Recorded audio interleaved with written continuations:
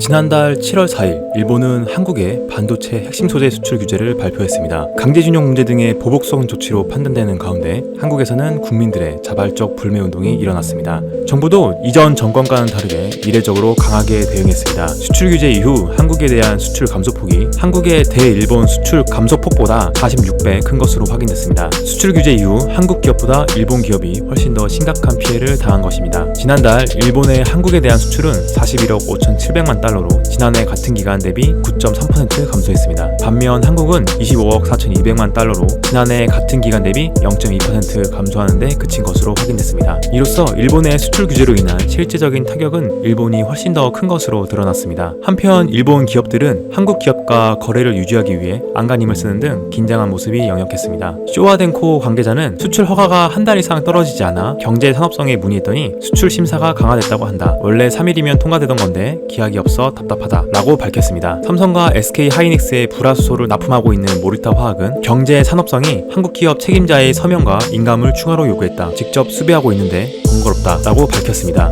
일본의 수출 규제에 가장 피해를 보고 있는 것은 일본 기업으로 확인됐습니다. 이 같은 피해에 일본 일부 기업들은 중국 등 제3국에 공장을 옮겨 한국에 공급하는 방안도 추진 중인 것으로 알려졌습니다. 일본 기업들은 한국 기업들의 일본 이탈을 가장 두려워하고 있는 것으로 나타났습니다. 이번 수출 규제를 계기로 한국 기업들의 수입처가 다변화될 가능성이 크기 때문입니다. 니온 게이자신문은 지난달 한국의 거래처로부터 대처 조달 가능한 한국 기업을 찾으면 거래처를 변경하겠다라는 연락을 받았다고 전했습니다. 한편 최근 한국 정부의 지소미아 종료 결정으로 한일 간 긴장감이 고조된 가운데 일본이 추가로 수출 규제 품목을 확대할 가능성도 대두되고 있습니다. 앞으로 더 많은 일본 기업이 희생될 것으로 예상됩니다.